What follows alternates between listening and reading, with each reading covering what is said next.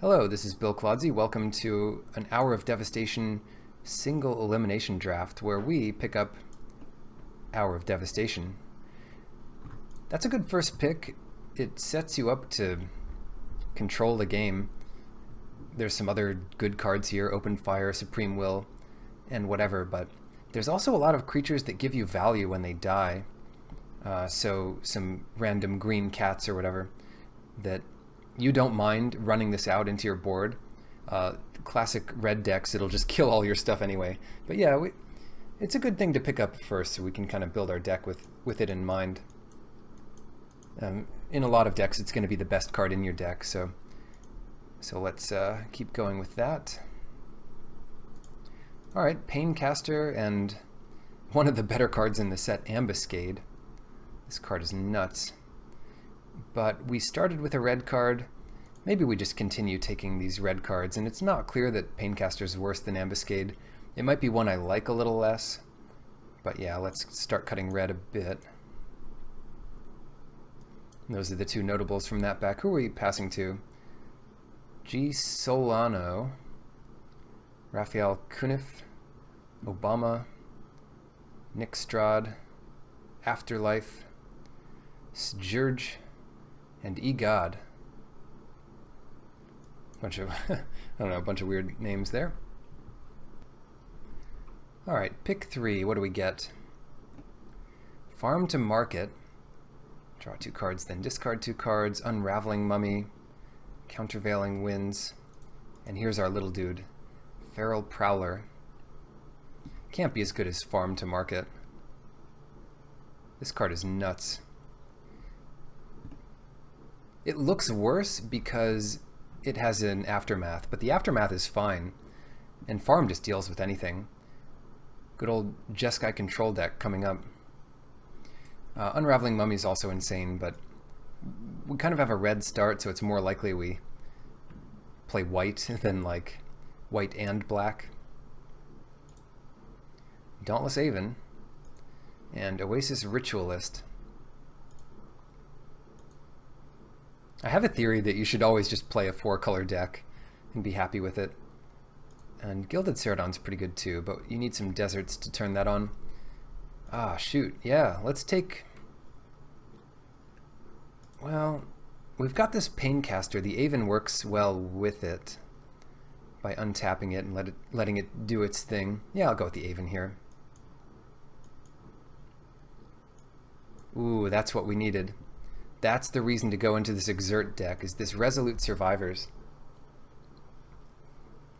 Yeah, I don't generally want to draft an aggressive deck, but this card's even good in a controlling deck if you have a bunch of Paincasters or whatever. So yeah, easy pickup here. Imminent Doom, not a good one. Definitely not the card we want to follow this up with, but there's Mummy Paramount. Without much hope to get zombies, that's less exciting. Jeskai is still a dream, and we could pick Unsummon just to help that dream out. Plus it kind of works with Hour of Devastation. You bounce your most important guy back to your hand, wipe the board, and then play it out again. Okay, Desert of the Mindful and Saving Grace. Ooh, I like Saving Grace. Especially if we can get our survivors up to like 6 toughness and then play Hour of Devastation. Hold on. Yeah, that only really applies to that turn, so if you play Saving Grace before the turn you cast Hour of Devastation, then you're in good shape. And I haven't really seen this card at work, but I imagine it's got to be pretty good. If this card was 2/6, I might be more interested, but that'd be kind of great stats for a 4-mana creature. Just never gets attacked through. We can take Desert of the True, though. Yeah, you want to pick up a lot of deserts. It makes the mana a lot easier to navigate. And here's another one. Survivor's Encampment. Let's do it. So these awkward 3-mana decks get a lot easier when you have some stuff like this, and maybe Manalith to ramp up to Hour of Devastation. Just a good old Jeskai control style here. And the Survivors is good on defense too. It's not like a 3/3 can't block stuff. Steadfast Sentinel. Countervailing Winds. There we go. Truly Jeskai. It's unlikely they'll let us have a well-honed 2-color aggressive deck, especially since we haven't seen many of the 2-drop creatures that we want for the deck.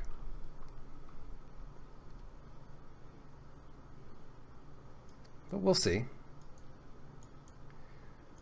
Sorting by color here. This is kind of that nonsense we have. Pretty even split.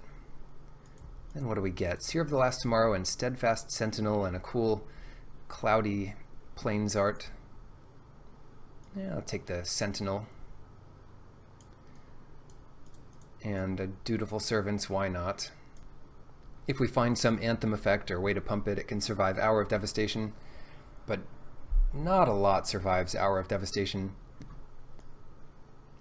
Another counterspell. We need a little more mana fixing, but I've got high hopes for this deck. It reminds me of a Khans of Tarkir Jeskai deck, and I love those things. Alright, what do we get in pack 2? We find Wildfire Eternal, which can let us cast a spell for free, but how many good spells do we have? There isn't much. And Magmaroth. Now, playing a bunch of spells with Magmaroth is kind of a good combination. There's also Puncturing Blow, which is more important. Exile anything you don't want to deal with. Don't have to worry about casting a spell every turn, and it's even cheaper, so yeah, let's go for that. Another Fervent Paincaster. Sign me up. In the control deck, this kills creatures. It can just stay out there turn after turn, pinging your opponent through a bunch of walls. And it's just the best card in the pack anyway. Maybe Struggle to Survive is comparable, but yeah, we already have a little bit of the Exert synergy. Then what? Another Saving Grace. Hollow one. 5 mana 4/4. Not impressive stats, but sometimes you'll cycle and get it down early, or just use it to cycle itself. Saving Graces can't be that good, but you never know. You never know how good that's going to be. Yeah, let's take another one.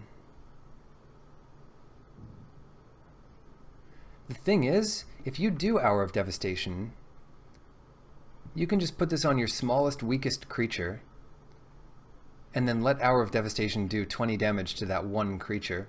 So you spend 3 cards, but you save your whole board. So sometimes it's going to work out in your favor. Here we go. We got Nicol Bolas in the boilers, and you got Nicol Bolas out here on in the forest. But it's a much worse card. What do we need? What do we need from this pack? Got a Camel, another Survivor's Encampment, and another Sentinel. It's really too bad that there's just so few cards that go into like a dedicated control deck.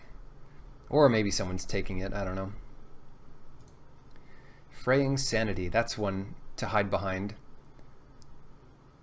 Any creature we kill, but not exile, starts to mill our opponent.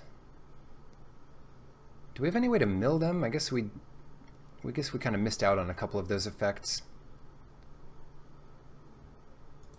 Wall of Forgotten Pharaohs, there we go. That's a perfect little card for our controlling deck. Tap it every turn. Not bad. Imaginary Threats. We don't have a lot that makes us want our opponent to attack in every turn, so let's just take another wall here. And here's another desert. Exile a land from your graveyard. This thing gets pretty good. And we've got 2 walls of Forgotten Pharaohs already, but not so many deserts, so let's take a desert here.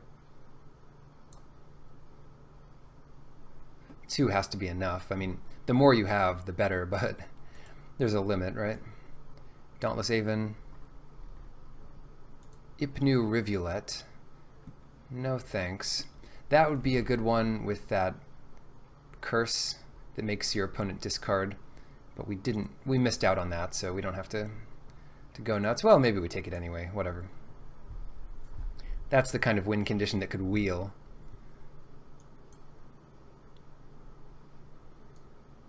I always get these two lands confused. I mean, the color scheme is pretty similar, and the cost to activate their ability is kind of the same too. Well, I don't know what to pick out of this. Maybe the camel because lifelink? Could be worse, I suppose. Strategic planning is a fine one. Riverwinder. Yeah, okay. Okay. So the one question we have now is how aggressive is our deck? And what can we open to make it better? The only thing we don't really want to open is like Nissa, because we're not going to splash a fourth color in this deck, but almost anything else is fair game, including Regal Caracal. Great card here. Catcher's Monument would be fine too. How many cats do we have? I don't think any of the cards we picked up yet are cats. But yeah. First Hour of Devastation, then run out Regal Caracal. You're in good shape. Ooh, Glyph Keeper. Yeah, it looks a bit weird, but that's definitely a win condition. And our deck is a bit weird to begin with. So yeah, Glyph Keeper. Curator of Mysteries, keep them coming. Over a Gust Walker that we could exert. But yeah, we can take out some of the fluff now. Countervailing Winds, we'll leave those in. Cartouche of Solidarity, is that card any good? Camel's kind of bad. Plannings aren't great. Between the Dauntless Avens and things, we've got some stuff that could benefit from First Strike. Wall of Forgotten Pharaohs even. That's a weird one. Maybe even Tormenting Voice. The Mummy is not at its best, but yeah, I guess Cartouche of Solidarity, even if we don't main deck it, could be an option. So more of the cards that we don't really care if we Hour of Devastation away. This thing doesn't exile, so Sacred Cat, Togcrop Skirmisher. The cat's nice because we have the Cat Lord. Anointer Priest for all of our tokens. And it's saved by Saving Grace. Illumination. Decks like this do enjoy the card draw. And what's this, 22? Kind of a low curve and just a couple things. We'll go to 17 lands. So one more playable should do the trick. Just one more playable. That double Saving Grace, we'll see how good that is. Vizier, that's a perfect little playable here. It's a perfectly playable. Great on defense. Great with exert creatures. Just be careful using it with Glyph Keeper, but shouldn't be too hard to navigate. Winds of Rebuke. Yeah, sometimes it's what you need to win. Leave that in the sideboard for now. I'd be happy to play it, but it's not necessary. The Cryptic Serpent could edge something out, though. Maybe that over a Countervailing Winds, although they work well together. Saving Grace. Maybe we play Countervailing Winds over the second Saving Grace. Generally, this effect is kind of not impressive. Alright, and some other stuff. Looks good, looks good. So we need one more cut from here.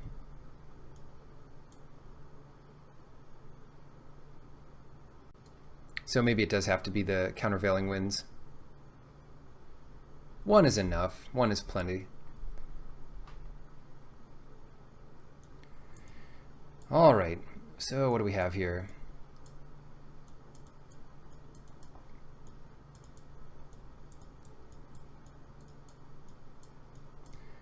bunch of random stuff in our sideboard. Striped River Winder wound up in our sideboard. We've got, you know, pretty even between the three colors, just white, mostly white, and then some blue and red. Yeah, mostly white. So 10, 6.5, 5.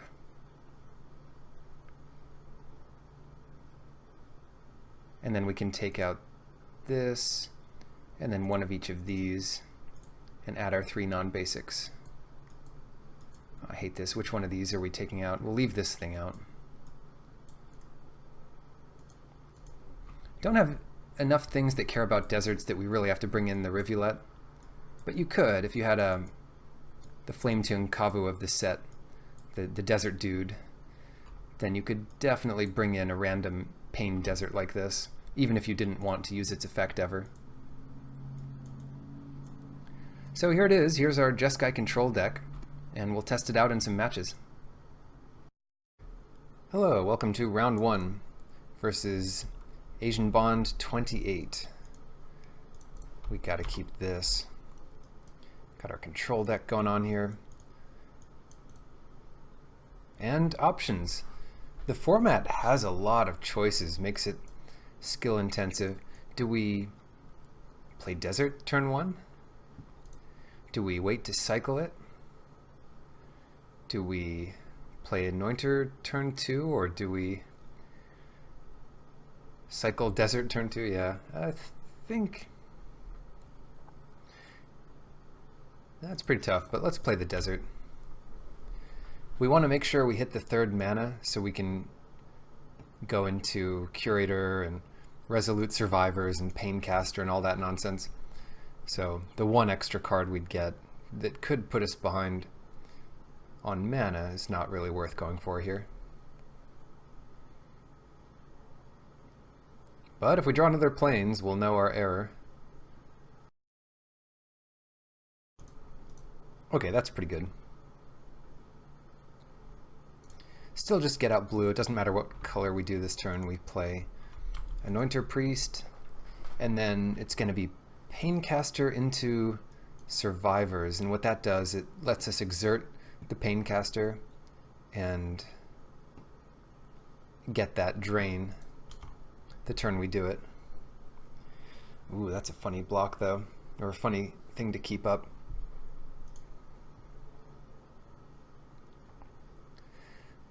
So as to have a good blocker for the Eternal, we can play Resolute Survivors, but I still like playing the Paincaster here. We can just block the Eternal with the Anointer Priest, and then that's good enough. A bunch of 1/3s, a lot of high toughness creatures in this format. Makes Paincaster a bit worse. Then again, some decks have a lot of low toughness creatures, so I don't know. There doesn't seem to be a rule that helps you play this format. You just kind of have to play it by ear every single match. And the more options you have, the better. So they get in for 4 this turn. That's pretty good.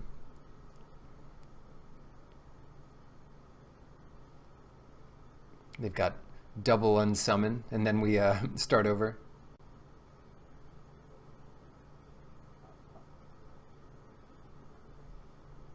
Okay, Eternal is on blocking duty. Much prefer that, because I didn't want to trade the Paincaster with it.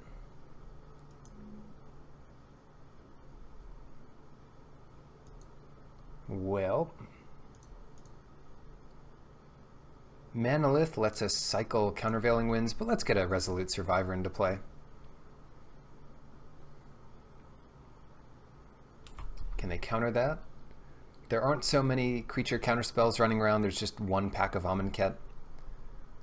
You won't see those quite as often, let alone Censor. That's another one you have to play around big time in Amonkhet. So I guess we've kind of stabilized here.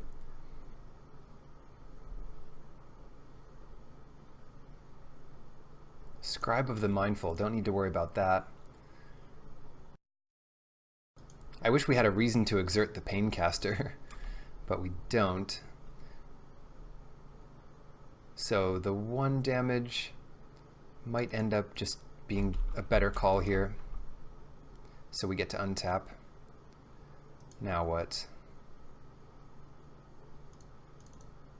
Manolith. That sets up a Curator for next turn. It also holds up Countervailing Winds, or at least the cycle.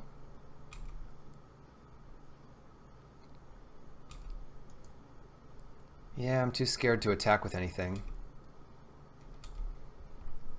With good cause. We don't have great attacks. Can't kill more than 2 creatures, or 1 creature even.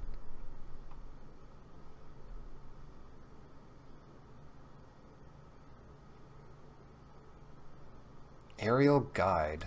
Okay. Shoot. We need something good here. Just gonna cycle the Countervailing Winds. That's usually the tiebreaker if... Oh, we should have gotten 1 damage in. Not playing this perfectly, but... Tell you what, we'll play this turn perfectly. We play Curator of Mysteries.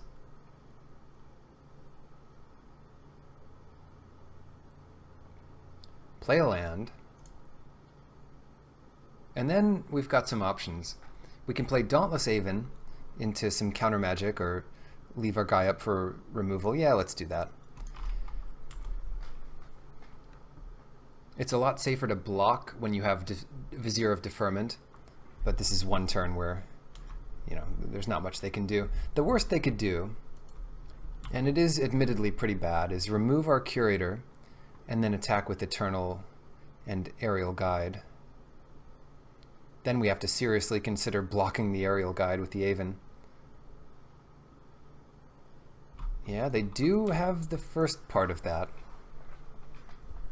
which is the Curator, but Vizier doesn't help too much against that. I guess it could bounce Eternal of Harsh Truths, but the Dauntless Aven lets us double ping the Aerial Guide with the Fervent Paincaster. So they can get 1 turn in here where they draw a card. And that is what they're going for. They get in 3 damage and draw a card. All for an unsummon. Ah, shoot. That's okay. That's okay. We can recover from them drawing a card.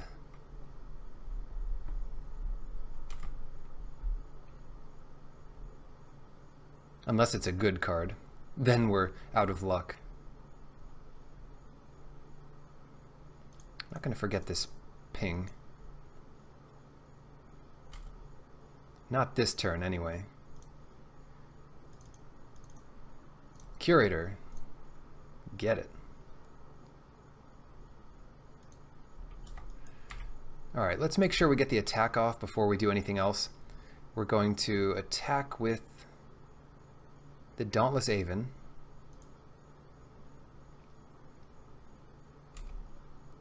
Target the Paincaster. Exert to ping the Aerial Guide. Always yield to the Resolute Survivor trigger, because that's kind of good.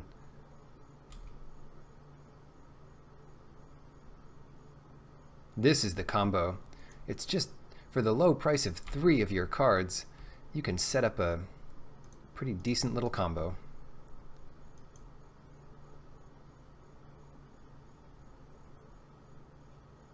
Goodbye Aven Guide, we hope. And then we hold up Vizier here, so their next attack just isn't going to work, even if they save their thing. What, are they going to unsummon? We knew they could do that, didn't we? Unsummon their Aerial Guide? Alright.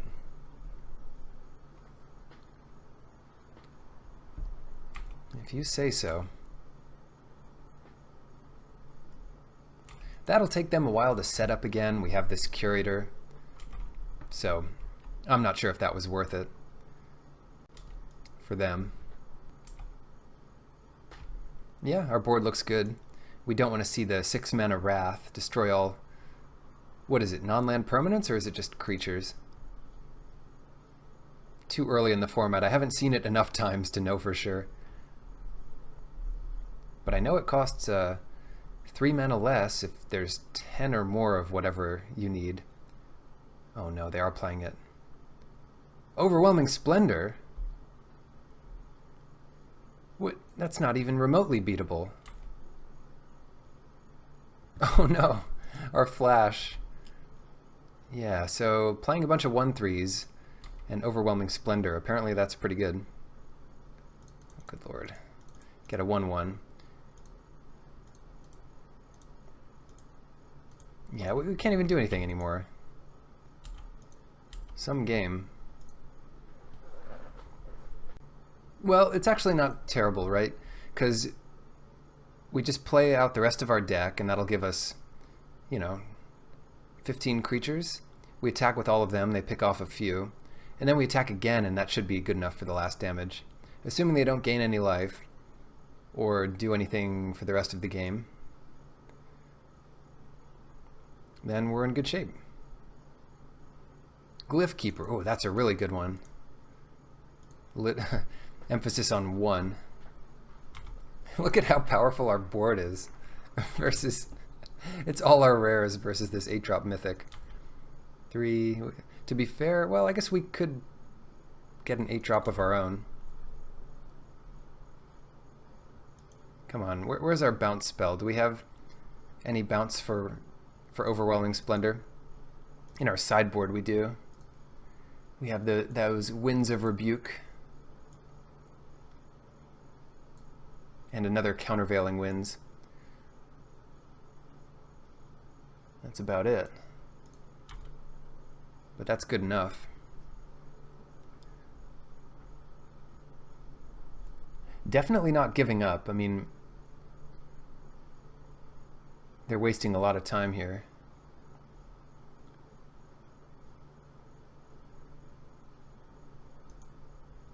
And they've got their own Countervailing Winds. Countervailing Winds, that is the same kind of cadence to it as Counter Target Spell. Countervailing Winds counters target spell. With some other text. Alright, this game is actually the worst. Tell you what, we're going to time warp into the future here. I'm going to play this out, see how much time we can waste, and I'll wake you up when we win or when we go to sideboarding. Hello, so it's just as well we stopped that recording because immediately after we stopped, they disconnected for like 10 minutes and then now we're back. So played a few turns here. We made a few chump attacks in, but of course they're gaining life and they're now winning this turn. Down to 3 cards in their deck, 7 minutes on the clock, and wicked sideboard plan against this crazy curse. So what we need to bring in, Countervailing Winds, Winds of Rebuke, because if that thing resolves, then all of our power is for nothing, right? Regal Caracal doesn't even make cats. Glyph Keeper, nothing. Curator, nothing. They all become 1/1s without any abilities. But besides that, we're in good shape. So what to take out? We can take out...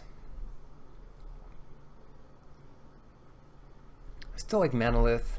Farm is still good. We've got Winged Shepherd. Got some good stuff here. Vizier is also a nice one, but they have like unsummon and things.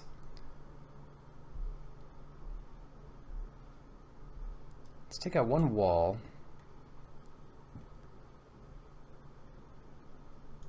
Put this in, put this guy in. We've got to cut something.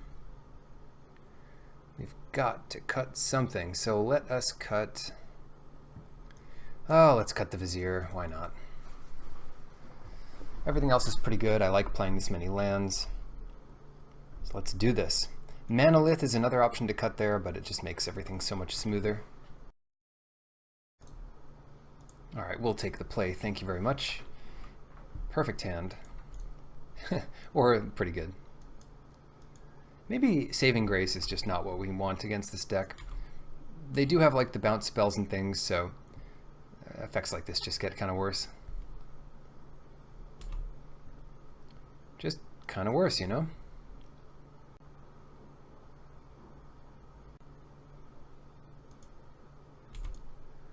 Keep some blue up. Get them to think even harder.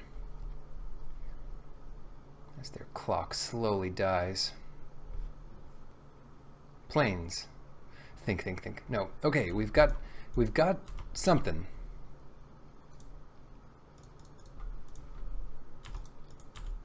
Oh wow, we're playing fast pace now. This is good stuff. Turn 8. That's an 8 mana aura they put on us, the curse. We have to watch out for it. Farm, so we've got all our stops set here. Easy attack with the survivor. No need to exert. It's just going to get less damage in over time. It's the thing you do when you need to do 4 damage to them. You exert, not when you need to do 20.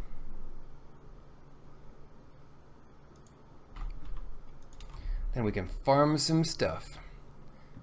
Get to reaping. This is what is going on here? The zombie killed like a dude standing out in the rain. And then what? He's got some like limes and eggs in a basket. Nicol Bolas likes limes? I don't know. Wait, what is going on in this picture? Are those like remains of a person? It doesn't even look like what it is, but you got me. All right, they could counter this. Unsummon their own guy, I guess. That counters farm. It kind of accomplishes what we want. Just uses another card of theirs and has them play this out again. Alright, so what are we doing here? We could go ahead and block with the wall. Wait until way later for Hour of Devastation. Let's do that. Another attack here.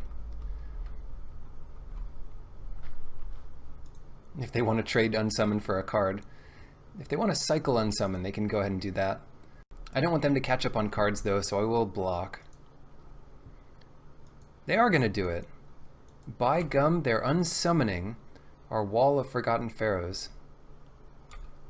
For what reason? Nobody knows.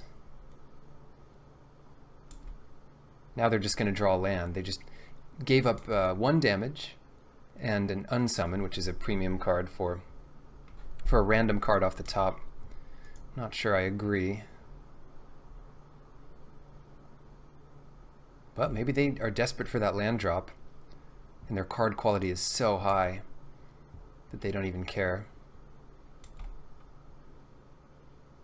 Yeah, like that's pretty good. Oh, I missed it. No. What I meant to do was Saving Grace that turn on the Resolute Survivors so we could do Hour of Devastation. See? This is the kind of nonsense. Oh man, that's the kind of nonsense I'm talking about. Well, we're gonna do it the next turn, okay? And they might play out some other big creature that we can get. And they've used up their Unsummons, so I'm not worried about Saving Grace anymore. Unless they have another one. So they get their card here.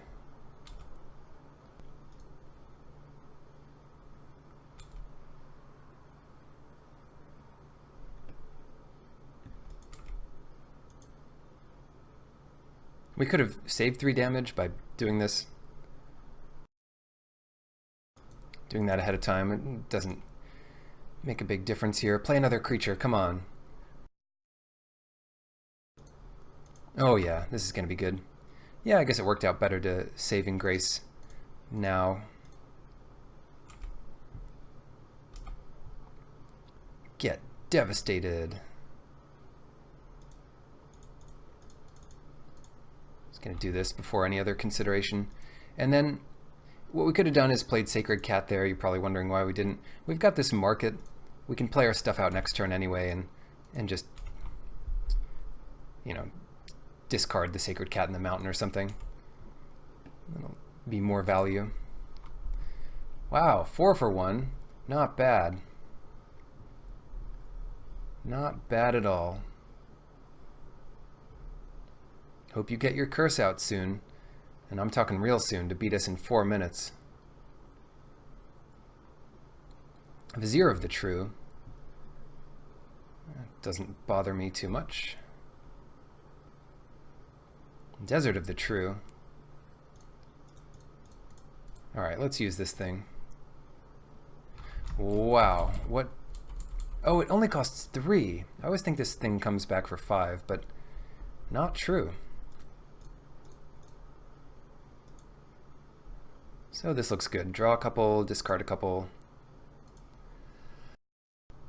Then what? Then what do we do?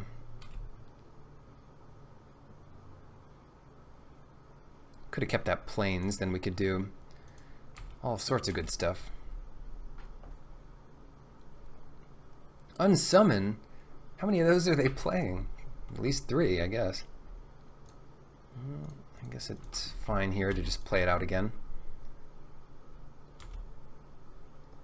All that to save 3 damage. They're at pretty low life in their defense. And that's new perspectives. So if they find another land and they have their curse, then I guess we're in a little bit of trouble. But they're never going to get to kill us.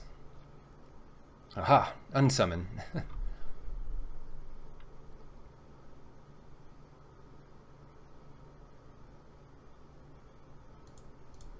Some of their own medicine here.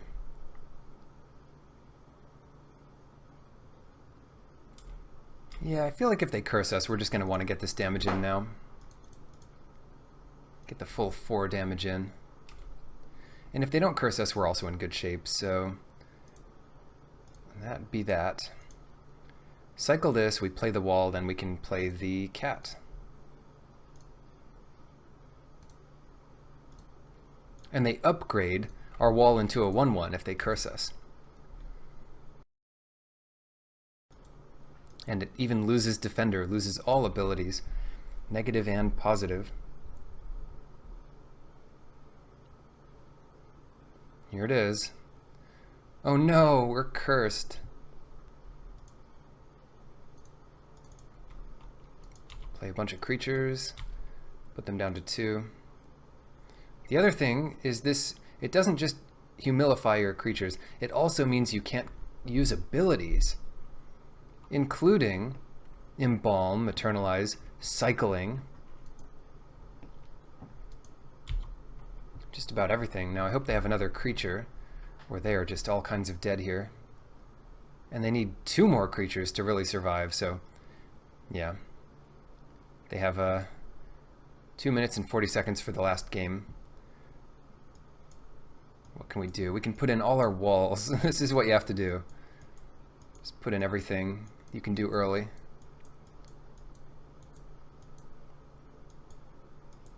Vizier is a good one. Anointer Priest. I'm not even sure if all that's true, but yeah, I would take out Manolith. Take out Hieroglyphic Illumination. The rest of this stuff looks pretty good. Keep in a bunch of lands, a bunch of just early stuff that's hard to attack through. I don't have to go too nuts, but it's about what you want. A bunch of colorless things to do early, and then we'll be okay without the Cryptic Serpent. Our early creatures are enough to win it. Oh no. Well, easy hand to lose if we don't mulligan. We need something to do early, and this thing has it. We at least get to cycle here. Ooh, get that on the top. Nice. So we find Jeskai Charm mana immediately, which is just perfect. Doesn't matter what we play first.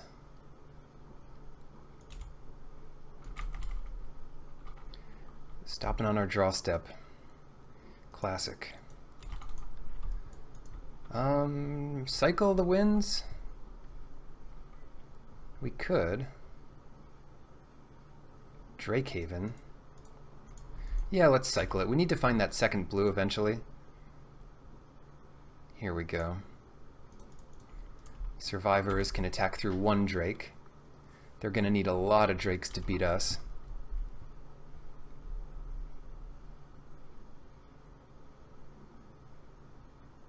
Here we go. This is it. Attack number 1. And they can't possibly have enough Drakes this turn, so what we do is play Dauntless Haven. It resolves, and then we're going to be able to attack in and exert every turn, except they could Drake Haven us and kind of get us there. Unsummon. What kind of madman unsummons post-combat like that?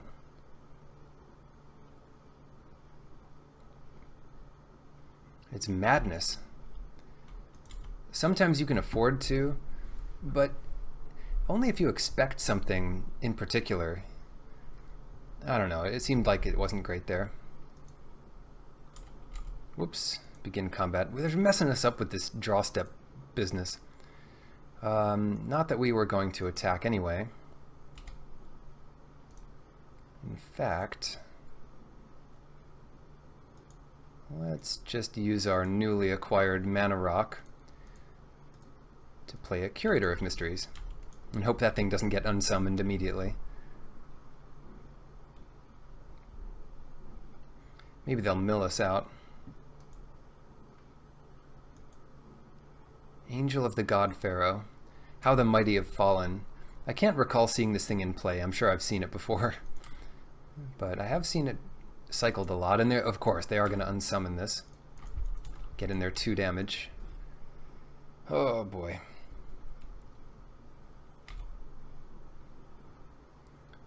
So, what this turn? Kind of doing the same stuff here. Play Curator. Hope they don't unsummon it again. Tawcrop Elite. Okay, perfect. We can use Saving Grace on our Dauntless Haven to kind of win combat against this Tawcrop Elite. And if anything goes super wrong, we've got backup for it.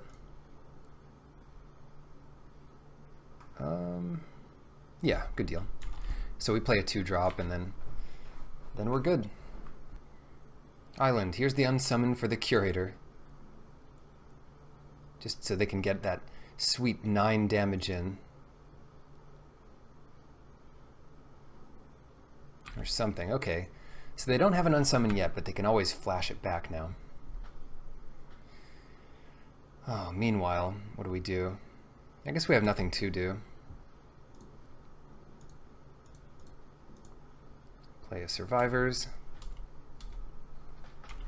They've got 30 seconds to beat us. 29. 28. A riveting match 1. Mirage Mirror. Okay. So they're going to wait 1 turn for their finale.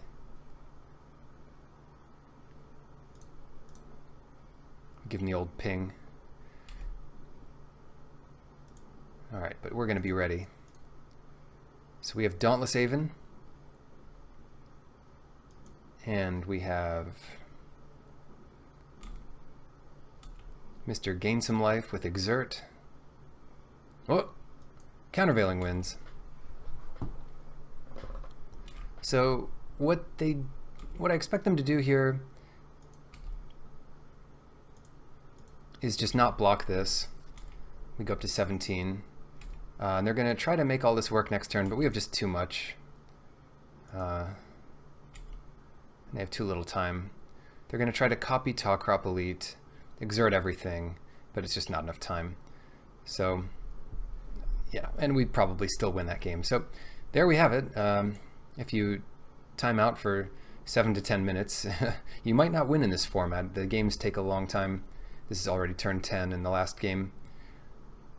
All right, next match. Hello, Bill Clodsey here, back with match 2 of this single elimination Hour of Devastation rhyme festival. Desert of the Mindful. This hand is bad, but hey, we're here to play, not to mulligan. So Lead with desert, play mountain, hope to draw anything. There's so many outs we could draw. We have a lot of colorless cycling. We have a few red and blue spells we might want to do. Even another Desert of the Mindful would be fine. Certainly Plains off the top would be ideal. But there's some percent of games where it looks like this keep is terrible and we just don't draw any non-white spells, and that could come to bite us. People have learned how to press accept and then run away from their computers. So they accept the match because you have to be there for that. You go right into it and then they just run away.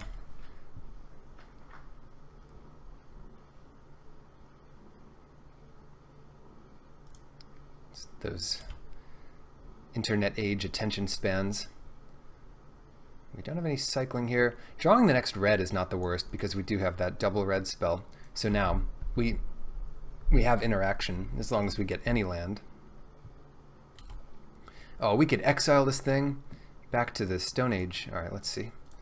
Cycle this. Ooh. Manolith is nice. Next turn. Sacred Cat. Seems good. Oh, they're countering our Manolith with a Manolith. That was one of the big questions. Is this a Manolith format? And it turns out, I guess it is. Look at this. I don't know their record. It doesn't have to be 1-1, but or 1-0. But yeah, 2 undefeated decks at whatever stage we are in the tournament.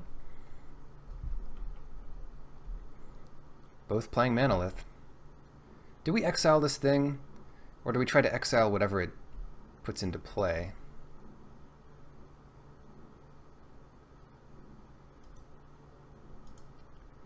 I believe the answer to that question is the latter. I don't know here, whatever, let's pass. They're gonna put in like Colossipede or something. Hopefully not a big old hexproof dude.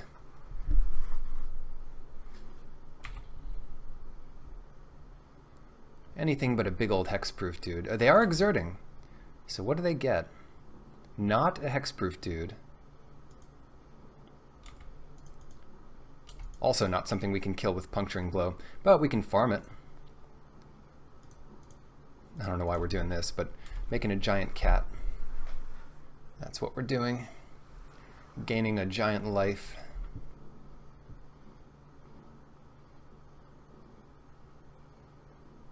Did they pump their guy and kill our cat?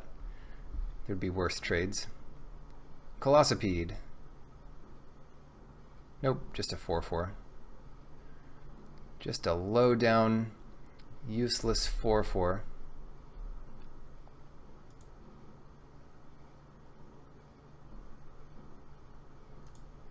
Alright, it's cat time.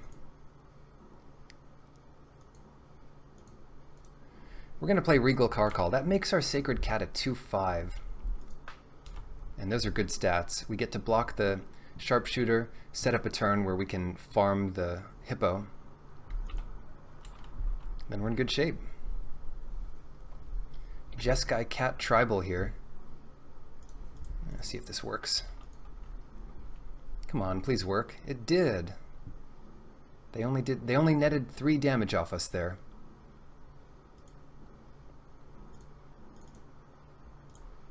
Haven.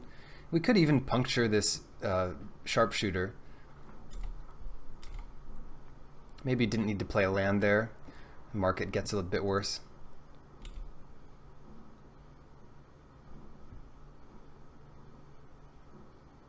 Okay, here comes the second Hippo. 6 mana. See what we get. What do we get? Yeah, I don't know about these attacks. They're exerting again. Lo and behold, they exert again. Wait, what? They didn't bring in anything. Why even exert? Oh, whatever. Let's see if we can make some trades here. And if they have a trick, this is why we wait till the end of combat. We don't mind taking the 5 here, especially since we're gaining 6. Gift of Strength, yeah, that's where we farm it in response. It's a shame that we can't take out the rampaging hippo, but we don't want to lose both our cats. We don't want to lose any of our cats. Not even one of them.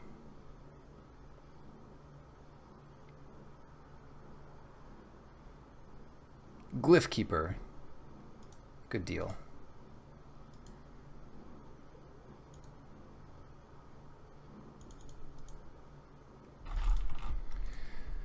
Alright. No, don't counter it. That means we have to spend more mana to bring it back. Alright. So what now? Now we can double block the sharpshooter with a sacred cat and a cat. And maybe they're out of tricks. Probably not, but maybe. And at the very least, they have to tap the hippo to attack with it. So we'll have a lot of lifelink things to attack back with after killing the sharpshooter. Because that is one dead sharpshooter. I hope. Do they really have another trick here? It looks like it. But I guess if they have any removal spell, they could just kill the Regal Caracal at any time. And that's not great. And they're just going to trade off here with one of our tokens. These are desperate times. River Serpent, Fervent Paincaster, and a Glyph Keeper. What do we want to do here? Puncture that serpent. They have exactly 5 in the graveyard, so they can start attacking with it. And then, yeah, if we do this, we also get to play a Paincaster, which is a lot of value. Untap Sacred Cat, although we don't plan on blocking with that either. Do they trade Tawkrop Skirmisher with a cat token? Kind of 1/3 of a card for 1/2 of a card. Sounds good. Seems good. 3, 5, 6, 7. I guess it's good we played the land because Glyph Keeper comes back for 7. Oh no, 5 damage.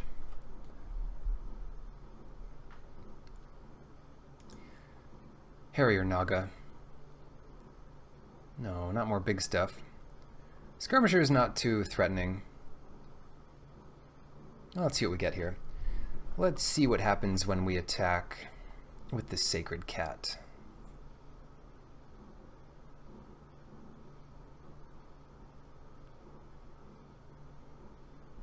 Okay. Okay. Ping the Skirmisher. Attack with just these two. And untap the Paincaster. Uh-huh. Okay. Did they, what? Did they really fall for that? That old trick? Let me get this thing back. Leave a land in hand. Now we can market it later. Bring it to market. Glyph Keeper, they can't really target this thing and kill it. The most annoying thing is you can't even counter a Embalm. Yeah, okay, we win the first game. You should be able to. Like, it's not that big of a disadvantage to Embalm if they have to counter it on the way back down. But you just can't do it. Unless you have that new 3-mana bird that counters a triggered ability. Or activated ability, or whatever it does. It stifles something. That's what it does. It stifles. It's Stifle Bird. Oh, what now? When your deck's perfectly set up, you don't need to make many changes. Or any changes. Did we see anything, like, specific? Just a bunch of big toughness creatures. Makes Countervailing Winds better. Which in turn makes wall worse? One wall is enough. One wall is plenty of walls. Hour's still good, especially with like Fervent Paincaster to take down a 6 toughness guy. Game 2. Round 2, game 2. Here we go. Good hand. We've got a lot of prospects with this hand.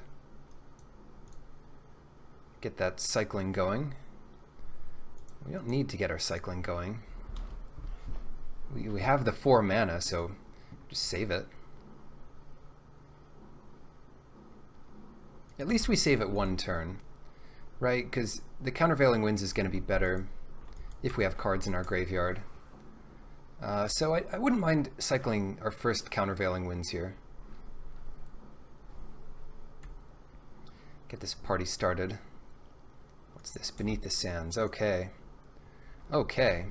And they'll be more likely to play into the Countervailing Winds if they see that we've used it. They say, we don't need to worry about that anymore.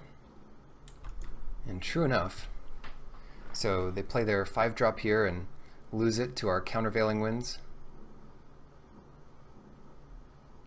That'd be the best.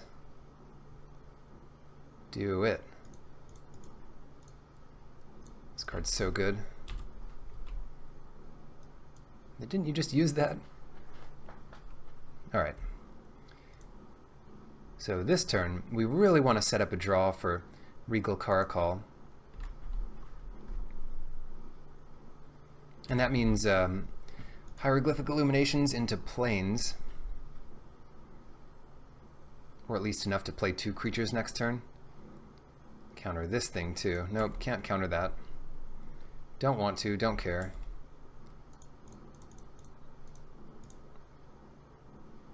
Wow. No land at all, but we still could draw it off the top? Kind of. Kind of got there.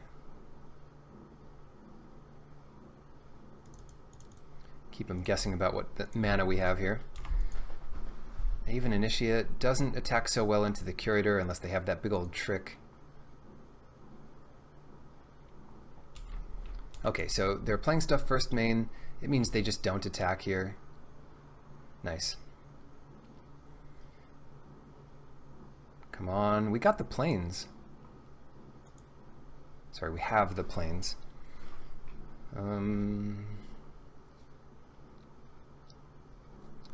And we're going to use them for this Dauntless Haven. No, we don't want to play anything that dies immediately to this Paincaster. So, play the Wall of Forgotten Pharaohs. And that means they can attack into this Curator, hoping to kill it.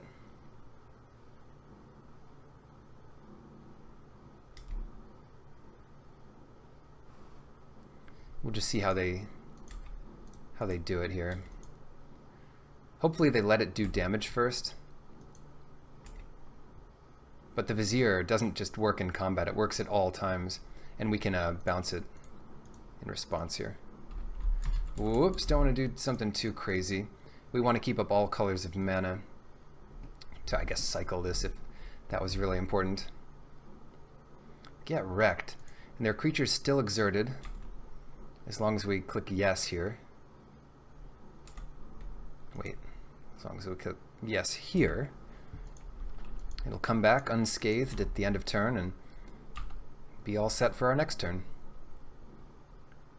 Okay, something large. Large and hexproof. No, they're just bringing this back. Yeah, I might have known. I might have known. I should have known. And I certainly might have. Let's see. That thing's exerted for now. We can farm the Eternal, but let's just get in some damage here. We don't need to worry about our plays too awfully much.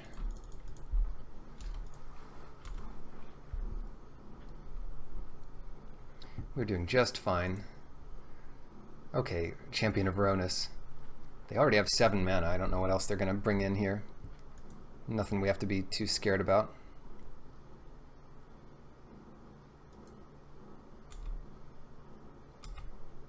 And I'm happy enough trading off here while they still have Old Paincaster tap down. Trade off the Shepherd for the Initiate.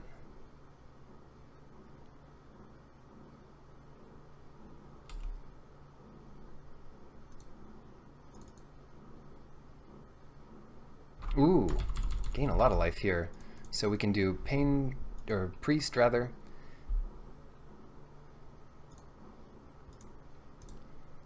Into Regal Carcall, which gets countered maybe? No, it lives. Up to 22. If they kill the mother cat here, it's open season on the babies.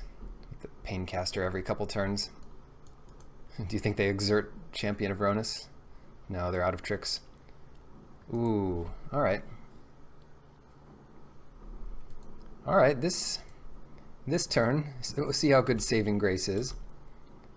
I heard a rumor once that it could be used offensively. Today we test that rumor.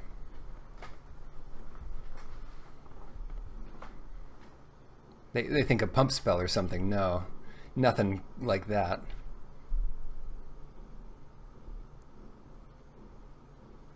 Nothing quite like that.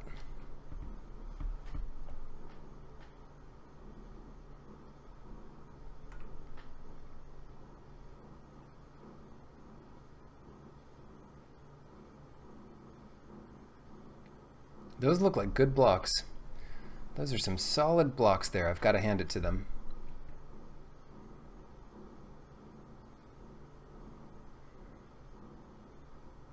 So who do we give up? I guess we give up this Anointer Priest because we can bring that back.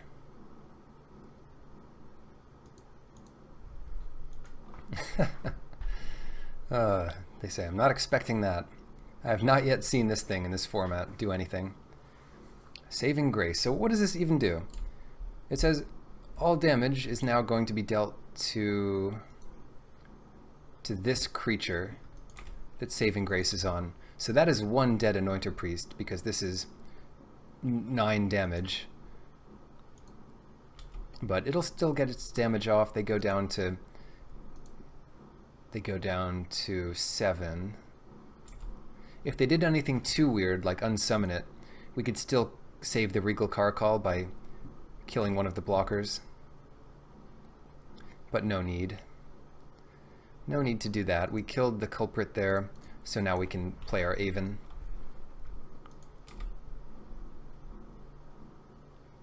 This Paincaster was kind of keeping the Aven in check.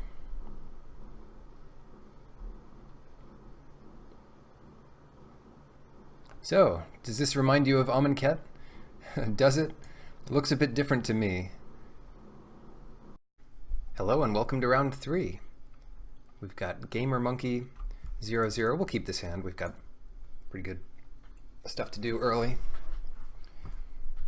All our colors are fixed as long as we can make a couple land drops in a row.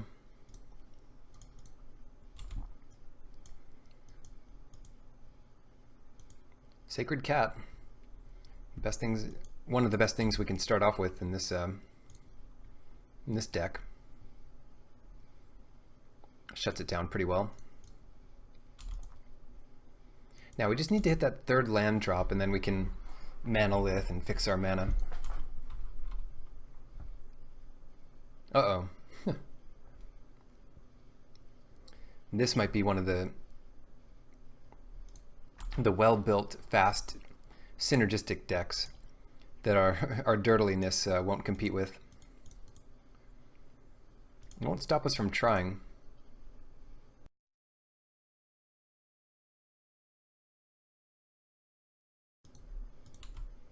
Okay, pass it here. Now they can start tapping our thing, getting in 5 a turn. They're stuck on mana. So that's good news at least. Just 4 a turn because we don't want to trade off yet. Just another zombie here. Gustwalker, even better. Even worse for us, that is. Now the Paincaster doesn't do much. Maybe our best bet here is to play the Curator. What the Paincaster does eventually is help Sacred Cat team up on something to kill it. But Yeah, this is just like, do they have the trick or not?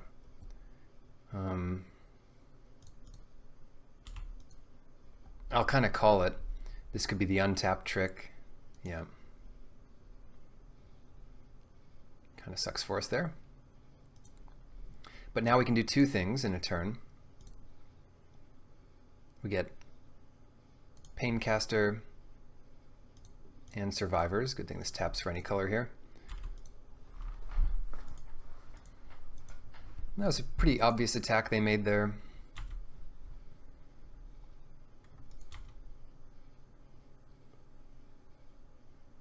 And they just get way more damage in that way. But yeah, they'll do it all again here.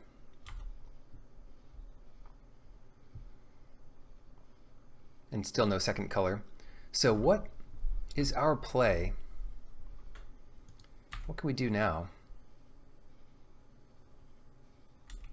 I think we just wait. Like, there's nothing that we need to Puncturing Blow right away. We're going to be able to counter most things they could do, especially if we have to cycle Hieroglyphic Illumination.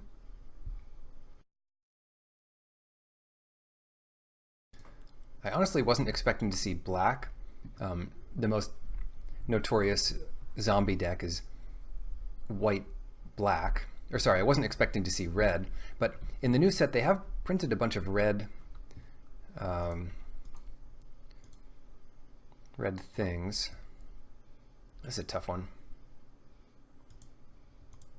Yeah, let's cycle this. We give up a little value here, but don't want that thing. That thing is one of the more powerful red creatures. Yeah, the new set has a lot of zombies. Zombie Minotaurs and whatnot in red. Zombie Nagas in blue. They can't afford to attack here. It's too bad this guy doesn't exert. Every time we exert, we get some good value. Now this is some really good value. Dauntless Aven, Wall of Forgotten Pharaohs. We could even attack in with Sacred Cat.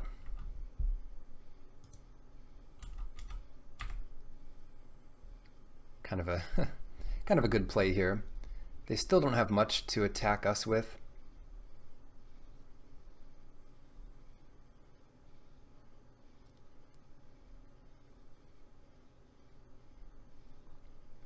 Well, okay.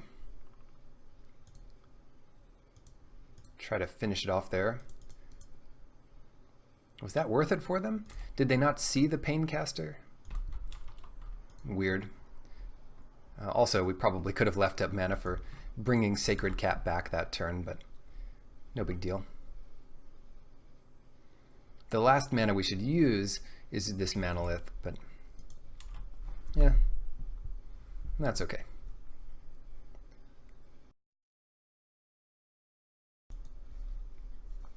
What that does is it lets them lose a creature on their turn. This next turn we can't exert the Paincaster and pick off Binding Mummy, for example, or Gustwalker. We can do that in a couple turns, and we do have removal for their thing here. That might have been their thinking for blocking with the Paramount. Put over the top by the fact that we didn't leave white up. So all in all, I mean, that was a nice little calculated play there. Can't stop this thing. They might have another Jeru's Resolve Active Heroism type card, which lets them untap. But they still can't block a flyer if they do that. Ooh, Open Fire. I'm glad we got some value there. Well, hopefully our Resolute Survivor can attack in here and exert, because the Aven will untap that. We get to do a lot this turn. And that still gains some life here. Untap this guy. I said untap this guy.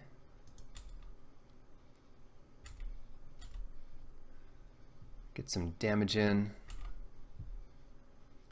Get some Glyph Keeper mana, leaving the Manolith this time. That's always safe. And they can't win now. Glyph Keeper is just way too busted of a magic card. As I say that, they play some wrath effect that just kills everything.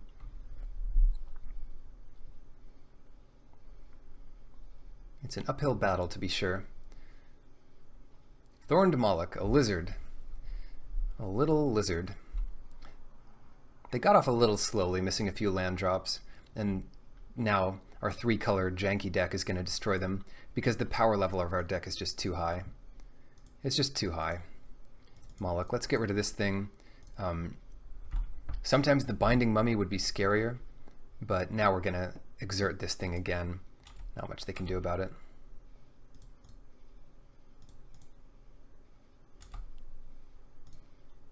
No need to attack with the cat.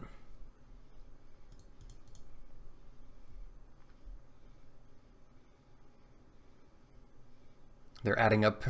They're adding it up here, counting to 12.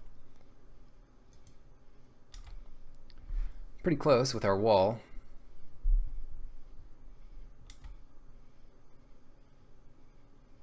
Oh no, first strike? Oh, they gave it to the wrong creature. Sure. Oh, the pressure. Yep. They gave it to our creature.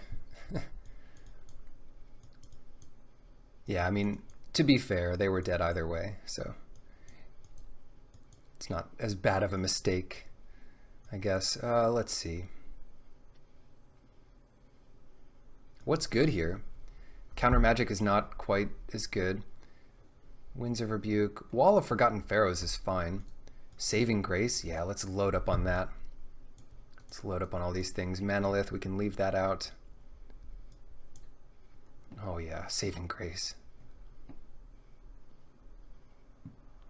It's going to be nuts in this matchup. And I guess we take out Cryptic Serpent because we'll never cast it. Oh no, we don't need red. But I still like keeping these hands, as weird as it looks. They're down to 6. We'll see if they find something good on top. Nope. They're going to scry it to the bottom. And with any luck, that means they're stuck on 1 or 2 lands for a while we draw the colors we need. White off the top. Here it is. 1 time. Oops. I didn't clarify. I meant plains. The card Plains, not just any old white card. Oh no. Oh no! Oh, Catcher's Avenger. Alright, blue, that's a start. That is a start, and we can get out a Paincaster next turn. Throw out this Illumination to dig a little deeper.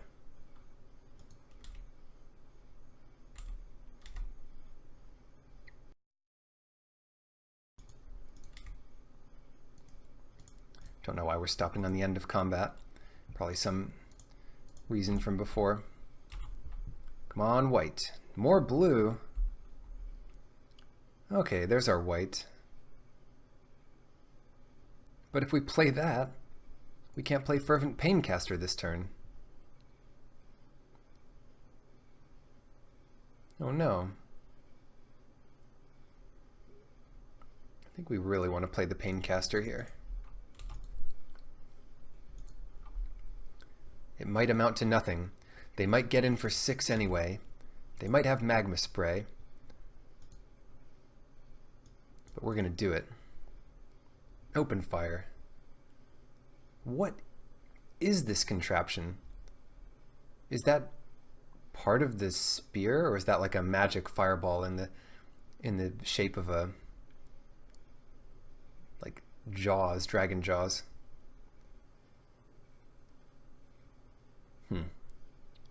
Yeah, I don't know. It seems like it would just slow it down and make it less effective. Well, shoot. It was a slow draw for us. We could have waited till turn 5 to use Saving Grace on the Paincaster. I don't know. Then this turn we play what, like Anointer Priest? We are some kind of dead here. Oh, we did it! We survived with Hour of Devastation. Can we wait 1 turn? We really shouldn't. We just need to rock this thing out immediately. 3 for 1. What a top deck. We're not even in great shape after this, but that's a lot less damage we're taking.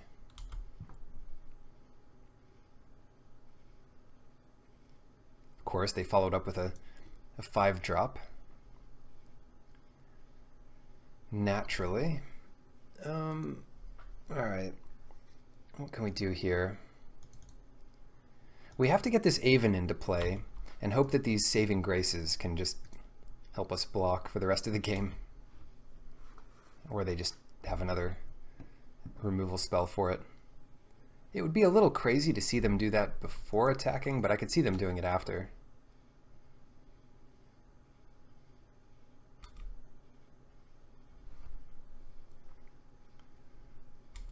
Yeah, we'll take it. Come on. We also need another white, or at least a red or blue spell. Come on. That counts as white. It certainly does. Oops. Wait. No, that's what we need to do. That's true. Sacred Cat? Or Anointer Priest?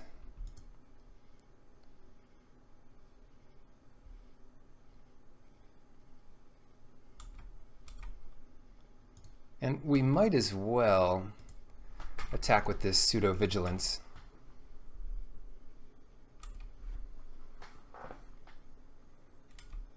Oh boy.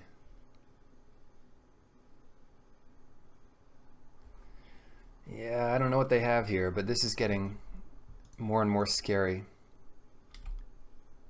So, okay, they stopped the Dauntless Aven from blocking, but this also redirects the damage to us. From us. No, it doesn't. Oh, whoops. I guess we're just dead. Let me read it one more time. When Saving Grace enters, all damage that would be dealt this turn to you and permanents you control. I almost missed it. So yeah, the first part of that is us.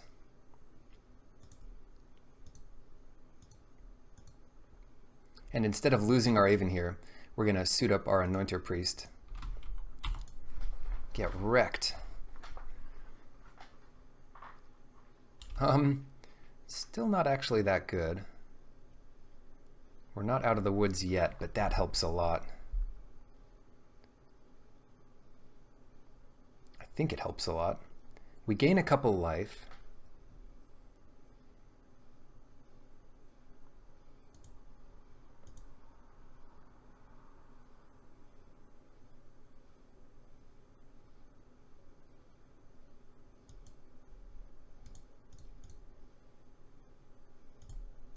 Oh man. Can we win this game? We gain a couple life to 6. We attack with the Aven.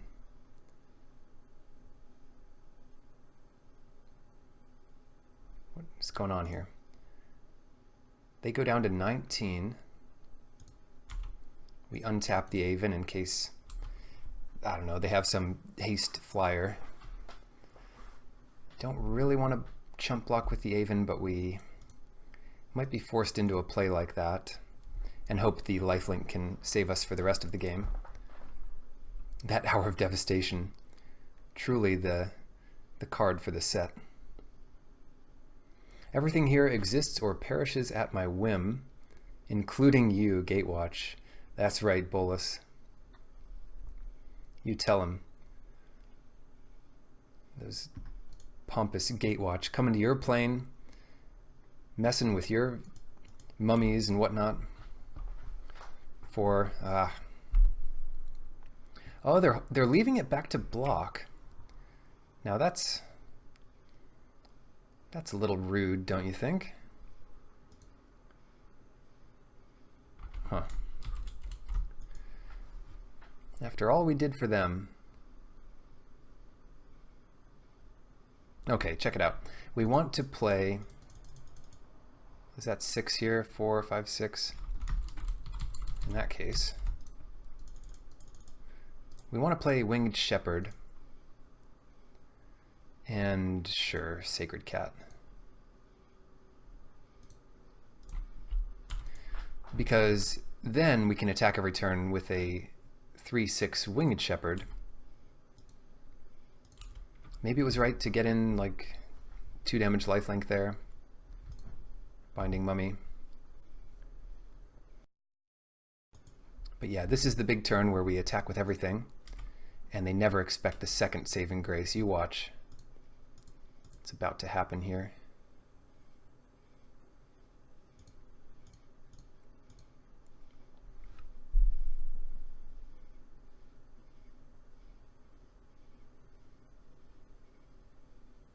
You know what the problem is, though?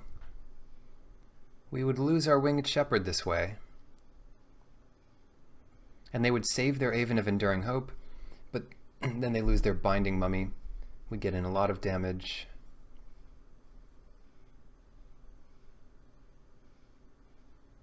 Maybe it's okay in the end.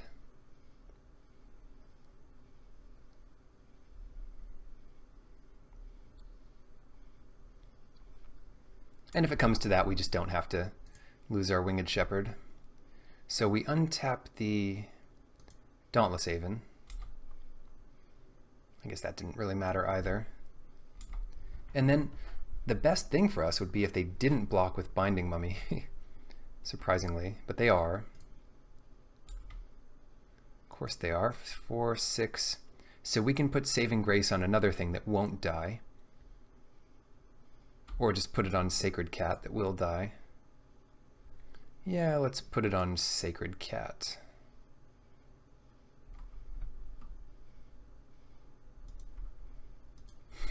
Three, 4, 5, 6, 7, 8. We get an 8 damage. We gain a ton of life. 6 life. 7 when we bring back Sacred Cat.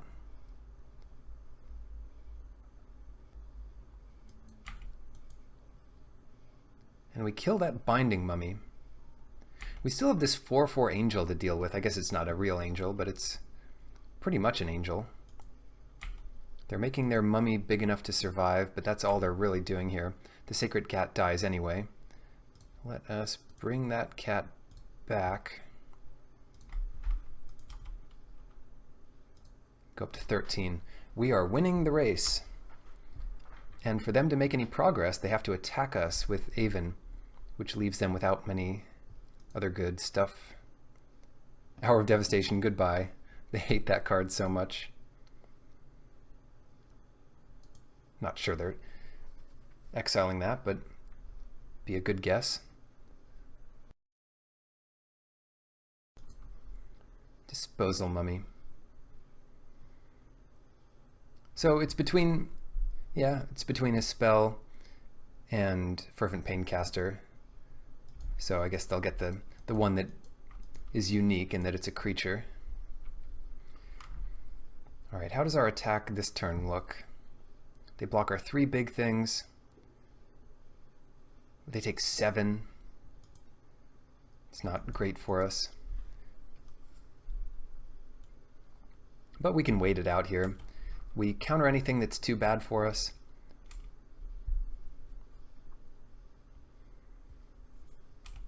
Can only counter it if it is really expensive. Only if it costs 5 or more. Otherwise we can start cycling this thing. There we go. That should break this game open. We might as well attack now.